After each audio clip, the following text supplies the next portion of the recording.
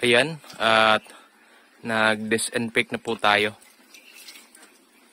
Yung ating hinahalo ay yung mga ano lang, nabibili lang natin dito sa tindahan. Chlorine, Zonrox, at yung panglagay sa CR na antibacterial din.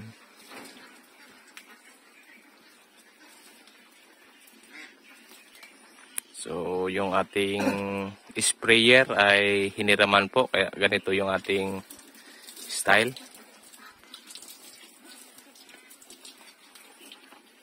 So, talagang lahat na babasain natin guys, kasi mga dating raisal ito nung mga nakaraang itik natin dito, hindi na natin kinuha.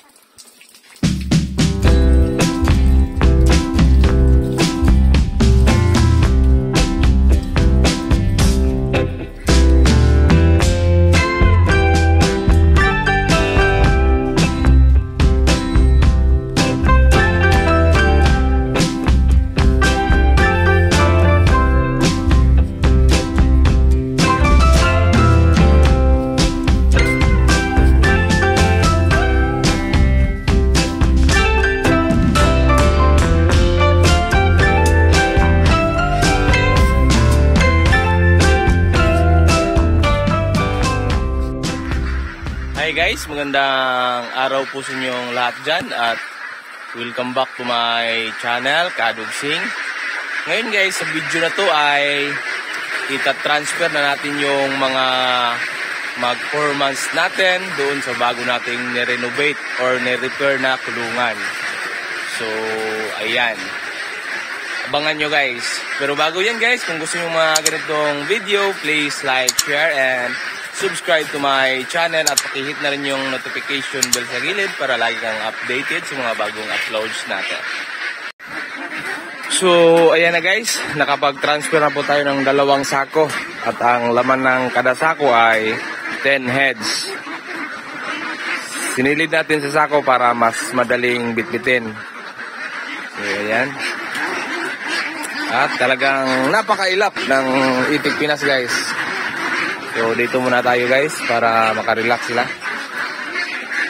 At itong iba, ayan. Merong isang bansot guys, oh. Ipaiwan natin yan. Ayan guys.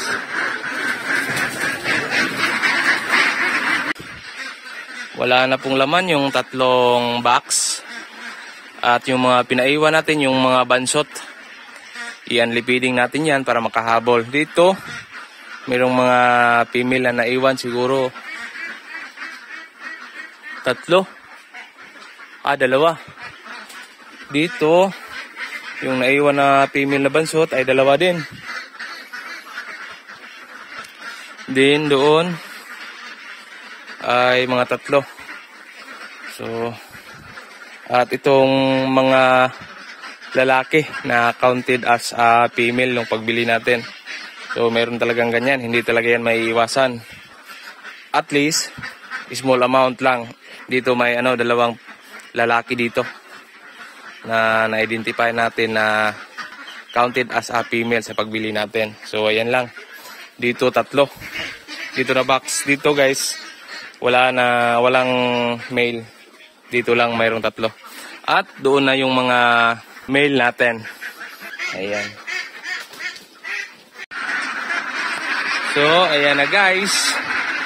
Yung mga bagong lipat natin na ano pa lang ito, 3 months and 1 week. Ayan, kung makikita nyo yung forma nya. 3 months and 1 week. Malapit ng mag 4 months. Ngayong katapusan ng August ay mag 4 months na po ito. Ayan. Shout out nga pala kay Sir Leo. Ayan. Ito na po yung mga ducklings na kinukuha natin sa inyo, sir. At ang nilalagay po natin dito, kada box ay 63 female. Then 7 na male. So nasa mga 70 heads sila dito. So napasobrahan talaga natin ng kaunti kasi marami yung result sa ating 280 heads na duckling. So konti lang yung nalagas natin. Kaya ayan. Yan guys.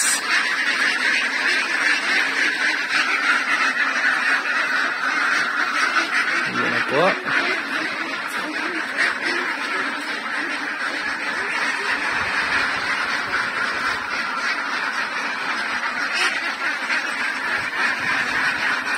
Talagang RTL na. Tingnan yung mga itik natin. Yung mga bansot ay pinaiwan na natin. Mga goods na talaga yung nilalagay natin dito. Nilipat na natin sila dito dahil meron na tayong dadating na bagong ducklings at yun na naman yung ating ilagay sa ating kulungan doon sa ating grower house. Ayan guys. Update po tayo.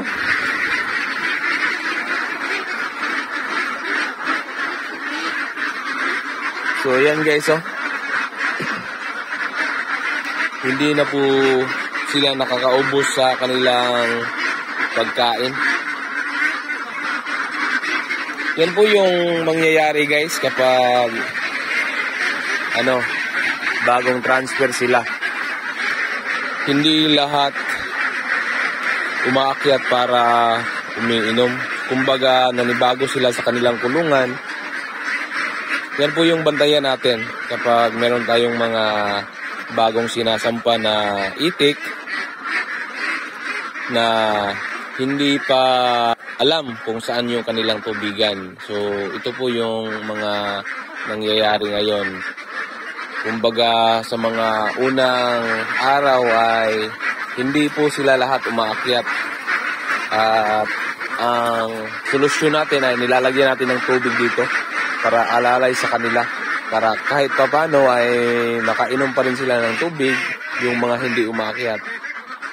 Talagang maraming naiwan na pagkain. Yan guys, sayang lang yung mga mais guys.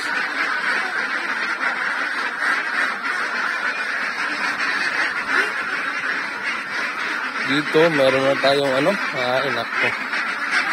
Meron na tayong hindi makatayo guys. Pagka 18 weeks old na po sila, maghalo na po tayo ng prelay at saka grower feeds na po yung papakain natin sa kanila.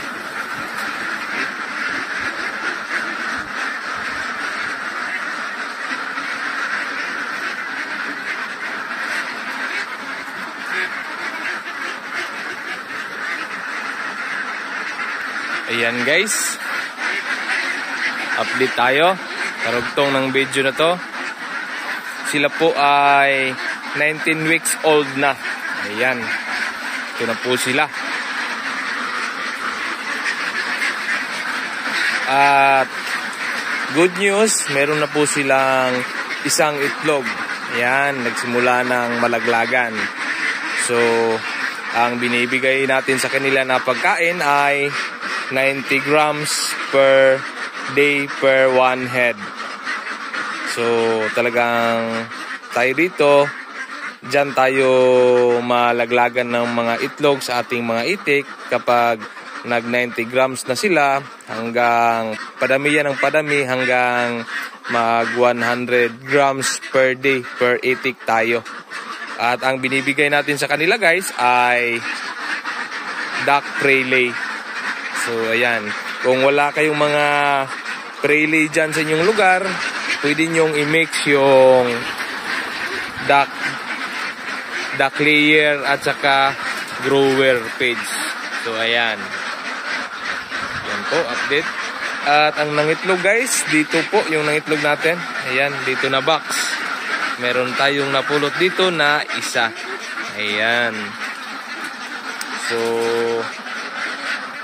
hanggang dito na lamang guys ang ating video, at sana'y abangan nyo yung mga i-upload pa natin na video dito about sa duck farming. So, nagbibigay po tayo ng mga tips dito or yung mga kung ano yung mga ginagawa natin dito sa ating farm, atin pong sinishare sa iba para makuhanan nila ng idea at makuhanan ng aral. So, muli, magandang araw po sa inyong lahat dyan. God bless you all.